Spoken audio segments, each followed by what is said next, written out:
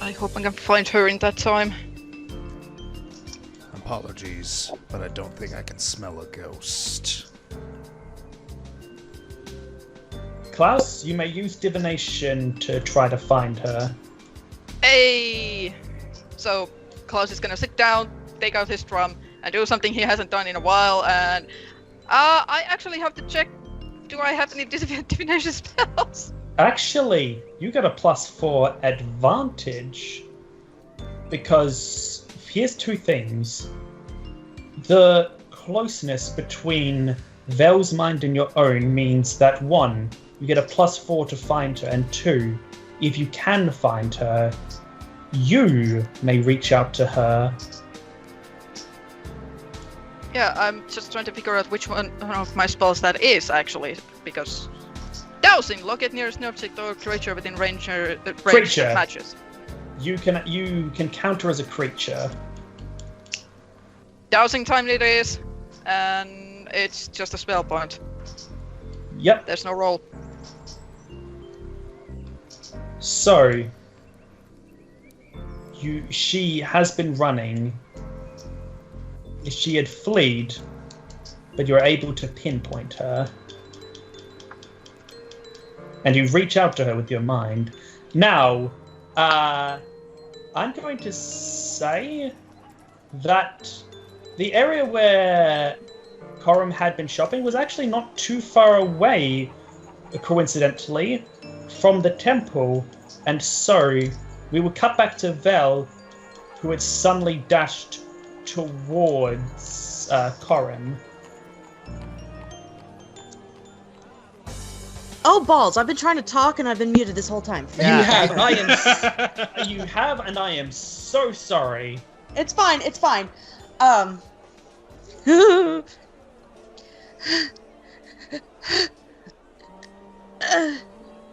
She's flying as fast as she can, but with pretty much every second that goes by, she can kind of almost feel cuts ripping open her skin. She kind of feels herself being torn away, and she's desperately searching for Korim. She's reaching out to try and find him. Do I do perception, or what do I do to find him? I'm going to say, just to cut down on the rolling, I'm going to allow you to say that you are able to find him. She basically zooms straight into him, and Korim, you can kind of feel as if someone was clinging onto you physically. That's what it feels like to your nerves and whatnot. Yep.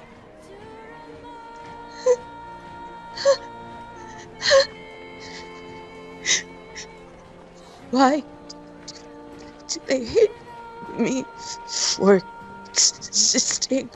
I didn't ask to be this. I didn't ask to be here.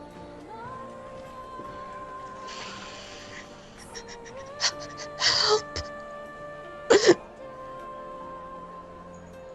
Oh god, sorry, mine just immediately went. You know, I would tell you to take a breath, but you're a ghost.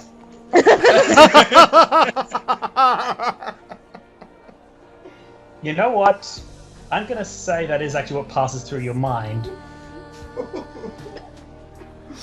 She just ignores that. She's just kind of huddling in the corner of his mind.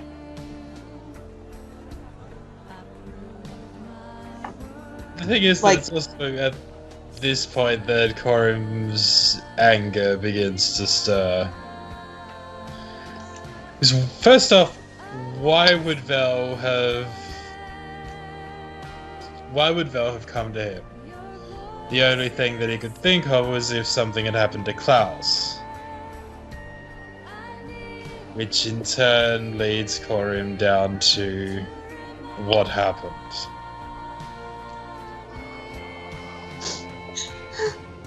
They cornered us in the dining room.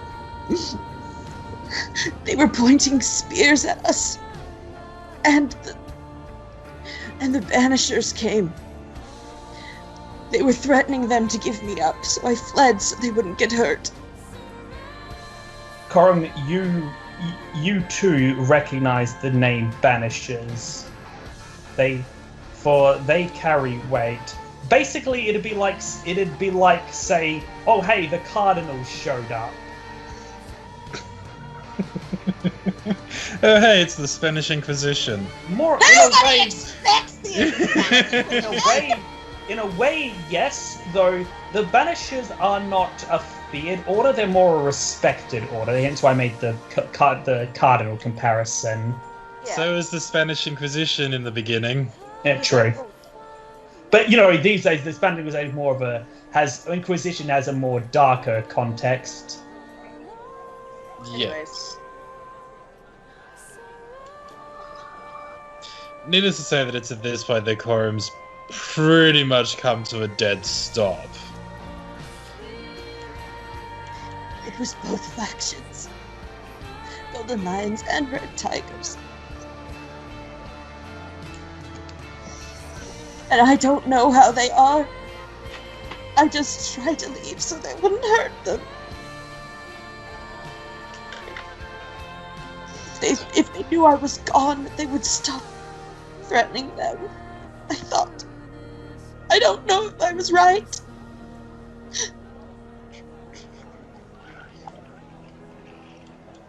I'm sorry for it. It is at this point that you feel the presence of Klaus touching your mind, Vell.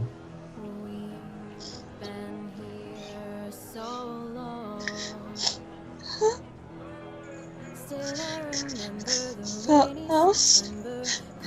Klaus, you hear that internally. Yeah, I'm guessing this discussion is going to be internal one. Yes. Good. Well, you there? I am sorry. Are Korim, you okay? you and Are you Vell hear okay? Klaus's voice in your heads. Are you and Kun alright? We are all right now. The situation is a little bit hairy. I'm sorry. I didn't want you to be hurt. I You're not tried hurt. to leave. I tried to leave so they wouldn't hurt you. Well, unfortunately, they think you're guilty by running. I did manage to make them give me 10 minutes to try and convince you to come back. They want to send you to the other side.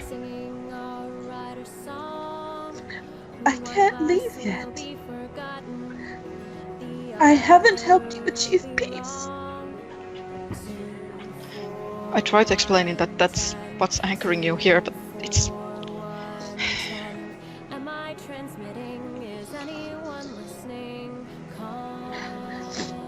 They just want me to come back.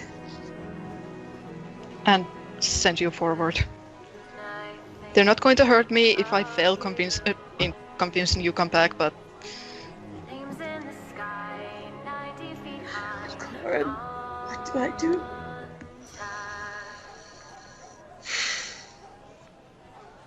Riding on our shiny metal horses, singing a rider song. Hang on, I'm currently just stuck in my head going, "Ooh, honey." I do not know how to convince them that letting you stay to help us achieve the peace is the best option for you, but I do not blame you, Klaus. I knew that my existence would cause problems. That's why I wanted to keep it a secret.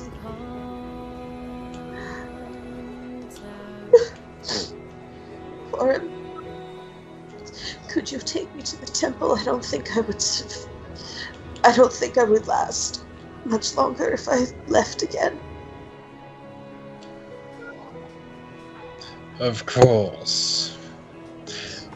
Needless to say, Korim's words at the moment are... We can tell! Yeah! Well, to be fair, Shay, you sometimes can't. Oh no, even right now I can tell that he is mildly muffled. Which by our standard is absolutely livid. Yep. all right. I will tell them that you're coming back soon. Okay. I'll see if I can. I'll try and talk to them, but I will not hold it against you. If you do something while in here.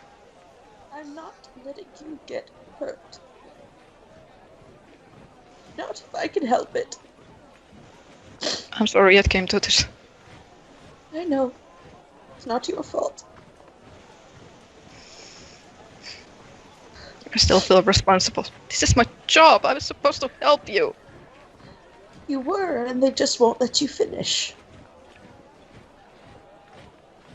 Really, it's on them.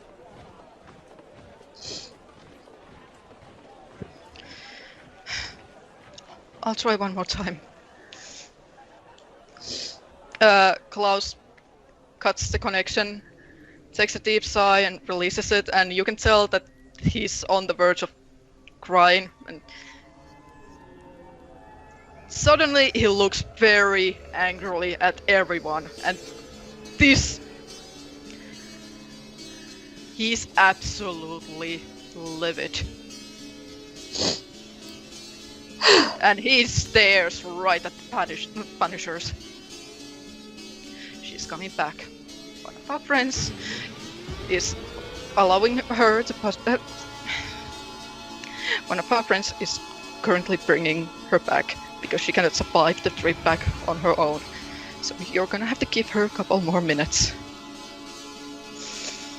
He's solemn. And then He gives a solemn nod. The look he has on his face is wary in seriousness, but it's not completely callous. And then Klaus takes one deep breath and then gives a glare. I hope you understand that this was my duty.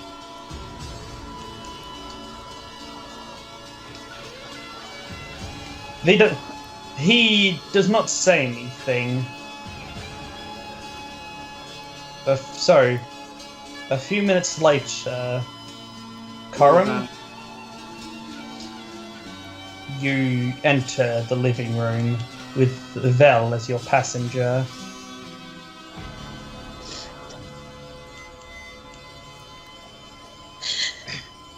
And needless to say, Korim right now is looking as though anyone who makes a wrong move is, Yes, your eyes are your wisps of your hair are flickering out. Your eyes are more brilliant blue than normal, and there are a few sparks flicking off of you. Is she with you? Dacia says. She is here, yes. Will she come out? He asks again.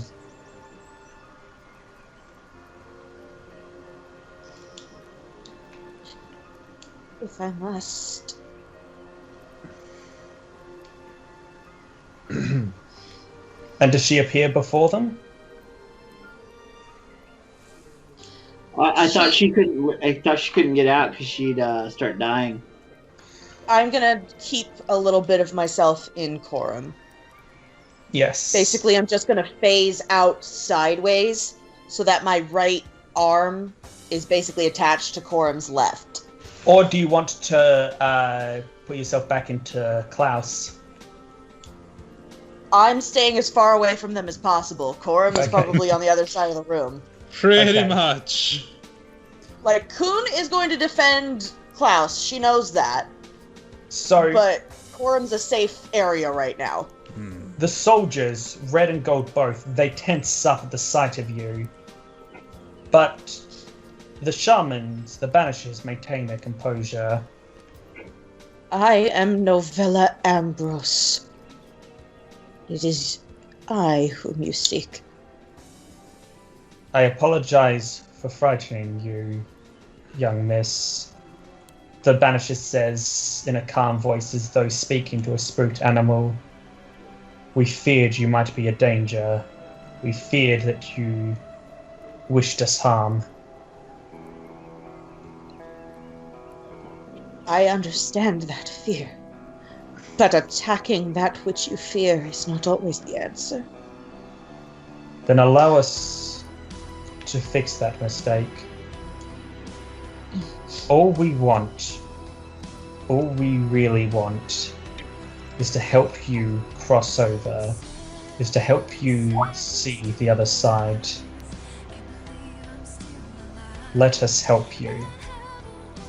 My goal. I think I know why I was anchored here. In life, I wished for nothing but peace, for this conflict to end between the two factions. And even in death, I strive for that. I tried to unite Golden Lion and Red Tiger when I first met them in the jungle, when they freed me from the scientist's grasp. And I have been working to ensure that peace ever since, whether you know it or not.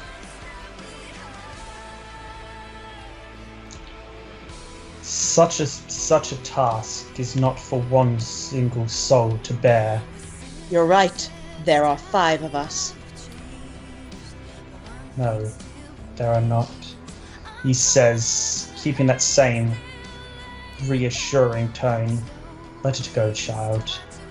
Let us help you. The dead do not belong among the living. Please do not fight us.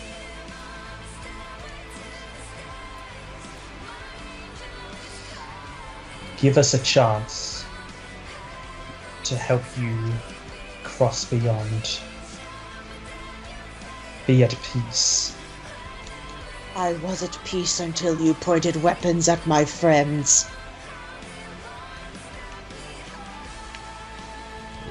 He is slowly moving closer. Will you allow us to help you cross over? What does that entail? We will send her spirit to the world of the dead. We will not cause harm. If she cooperates, we will not need to do it forcefully. It will be peaceful, like going to sleep after a long day's work. I have slept. They woke me. I am here for a purpose. What makes you so sure that It is she the will way of- stay there? What It makes is you the so way sure of that your life. magic is stronger than what anchors her to this world? Whatever anchored her to this. Sorry, Ash. Yeah. What makes you so sure that what you are doing is truly the right thing? It is the way of things. It is the nature of the dead to be on the other side, and the living to be on this side. Whatever freak accident trapped the poor girl's soul here, we will undo it. My home was burned to the ground by rebels and dissidents. There was Tra- no freak accident. I was just here.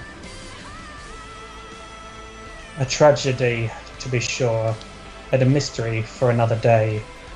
But for now, please, let us send you on your way. And you know, it's right now that I'm wishing that we could talk to the goddess. I was about to say the goddamn goddess. Yeah, Klaus may or may not have been praying this whole time for any of the triple goddesses to just freaking answer. What are you asking exactly?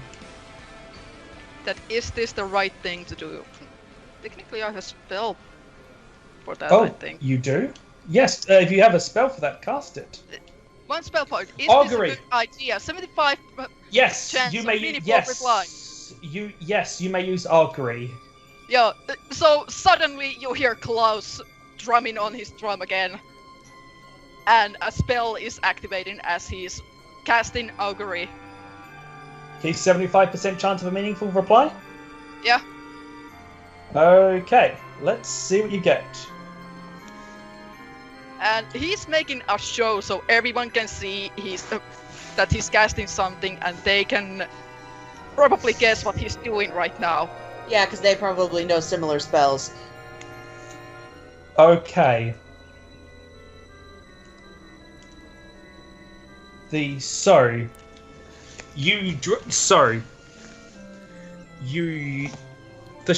looks at you. What are you doing, young boy? I'm asking the goddesses if this is right. One of the other shamans taps. You think you have better contact with the goddesses than your Sepit? Dashir holds up a hand. Let him. If this is what it takes to ease their minds, let them. In fact, Dashir kneels. Will you allow us to help you?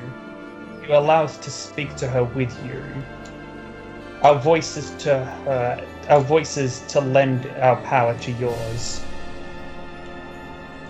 so that you may hear her words more clearly. Yeah, Klaus is teary-eyed and beating the drum on specific beat. Faster and faster and faster! Louder! The following description is for you, Klaus, and Vell. Mm-hmm. As your sight of the room,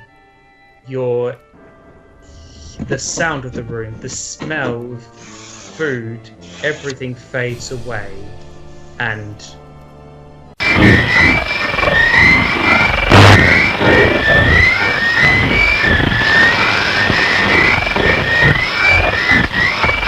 you're suffocating.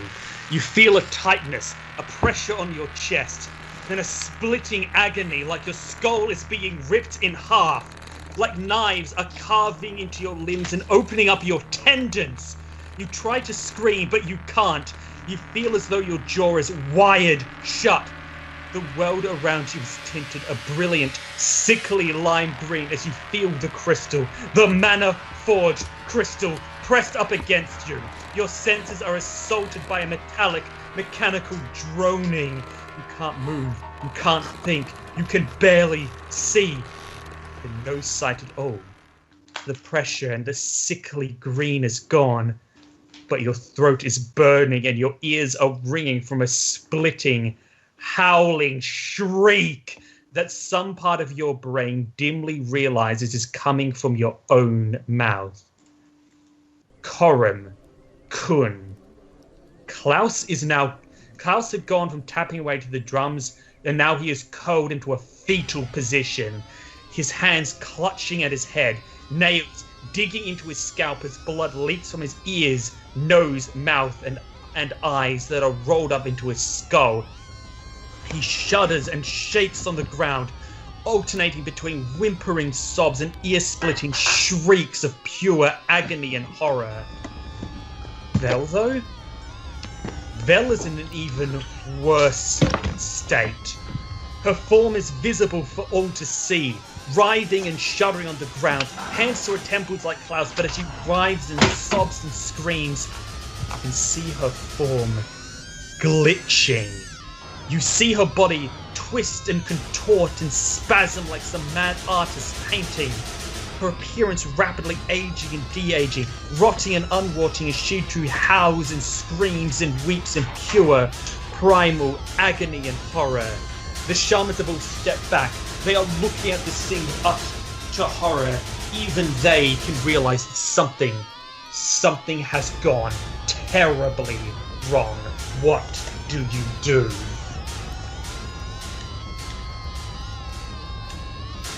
Kun can't really do anything. It's like he's sworn an oath to protect Klaus, but he's not sure what's attacking him at the moment. Korim? Yeah, Korim pretty much just starts, admittedly, it barks an order with regards to Klaus. Restrain his arms, stop him from... I don't have the energy right now. Restrain his arms, stop him from clawing at his own face. The best we can do is prevent him from harming himself any further. Kun runs over and just holds his arms. Stop it! Trying to restrain him. You see soldiers soldiers instinctively obeying the orders, moving to help you. A golden lion and a red tiger each grab his kicking legs. As for Vell, well... Somebody pin his tail down. Yes, another one is able to pin his table. As for Vell, there's nothing that can really be done for her.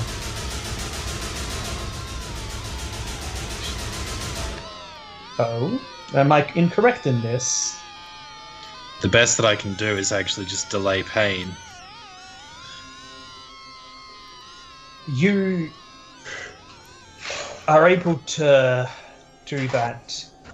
You delay the pain a bit, and you are able to help them both a little until the screaming subsides to sobs. The sobs start to die down, and the blinding pain returns to some semblance of awareness of the world. Klaus, Vell, what do you do?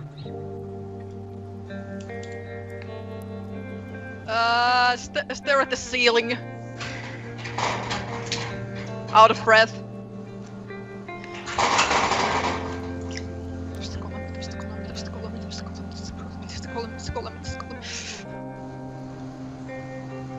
What were you saying, honey? I honestly couldn't. Yeah. We didn't hear a Klaus was thing. basic- Oh, when you said honey, do you mean Dogi or Josh? I called people honey. Dogi, I mean. Yeah, Claus was going, it's the golem very fast, very rapidly, and just hoping somebody understands it because he's not really there right now. Okay, I will say this. You felt that it was definitely crystal that you felt, but the shape of it was not a golem. It was something else. Well, it was the first thing he could really think of. The material that the golem was made of. It was as if it was searing into us and trying to destroy us. I think they want us to get rid of it.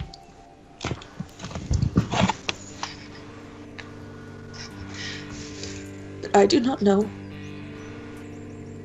I'm not the diviner. It was blocking us. Klaus tries to sit up shakily.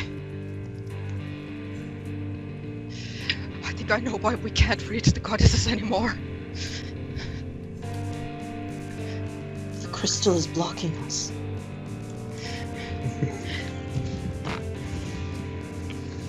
It's blocking us, it's blocking the divination, and I think it might be blocking everyone from passing. You heard that scream? So, at that moment, as you say those things, and the shamans look to each other with mixtures of concern, horror, disbelief, and some terrified understanding, the doors burst open, and a man dashes in. He is clearly out of breath. He is panting heavily. Sir, he says. Vell pops back into Korim. He doesn't I'll come back out if they need me. He doesn't even seem to have noticed you. He's looking wide-eyed. Something. The prison. The kings. The prison. Saber. He can barely get his words out. Start. Klaus's Whisper! eyes- No. And Klaus, without thinking, he's still hurt, but all he can think is Whisper is in danger. And even if he's not the greatest friends with Whisper, this is Klaus we're talking about. Yeah. Yeah, he's kind of a softie for everybody. We All right. noticed. All right, all right, turning on the scent. Specifically for Whisper shampoo. It's like he smelled it earlier when he passed by, when Whisper passed by him Okay. that morning. It is. Did you get that one? Oh, you got a nat 1?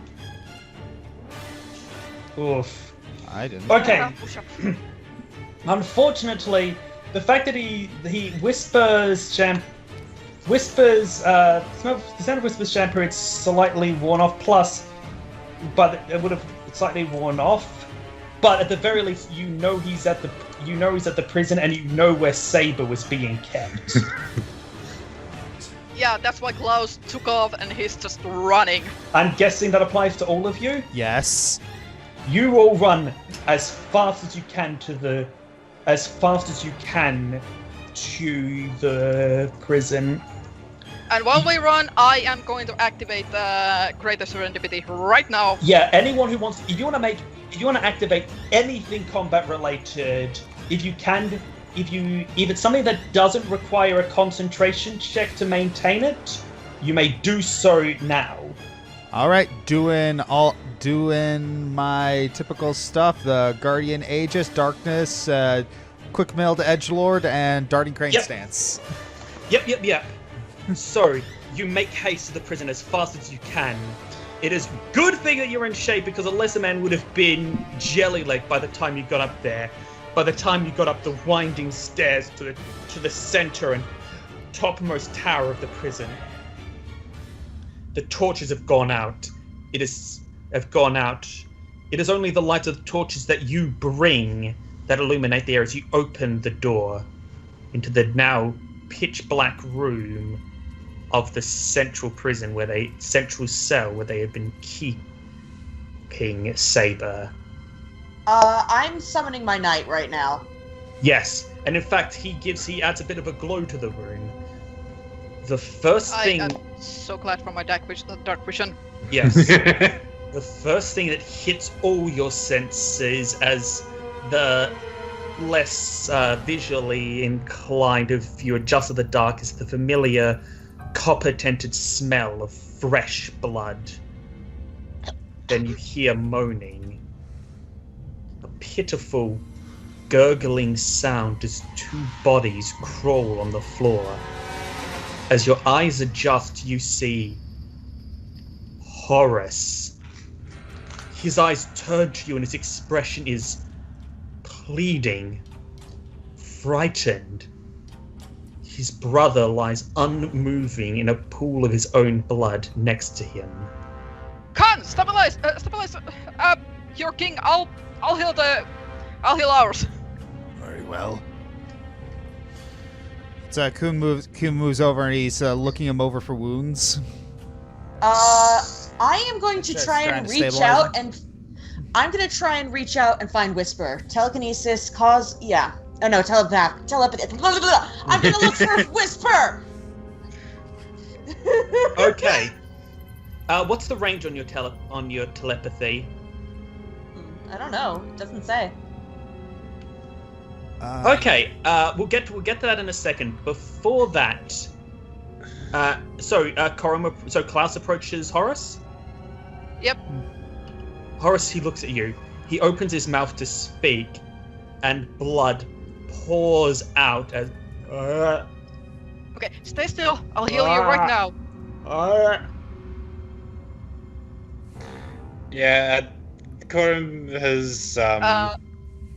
Yep. Klaus doesn't hesitate. He just heals, and total 20. You heal some cuts, some bruises, Yes! but you're still making. You heal other wounds, but he is still making that. Sound. Make a perception check. All of you. Hang on. The minute that we entered the room, Korim would have done two things. He would have activated. He would have given up the move action that would normally take in a round to activate augmented healing, and then used mass haste on everyone. Yeah. Yep. All right, I got a 19 plus 12 on my heal check, so that's a 31 for trying to stabilize Khan. Okay, you were able to stop the bleeding. And now,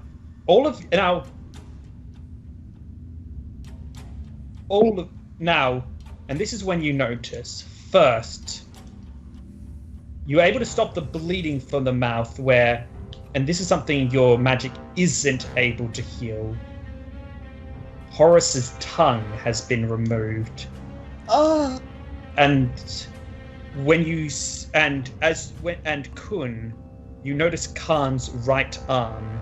Blood was pouring from a deep, clean slit from elbow to wrist, and you noticed that his forearm looked deflated, soft, and boneless. Yeah, even augmented healing can't help with that. And that is when you all finally see the bloody message on the wall. No! And now we go back several minutes in time to young Whisper. Oh boy. Oh boy, oh boy.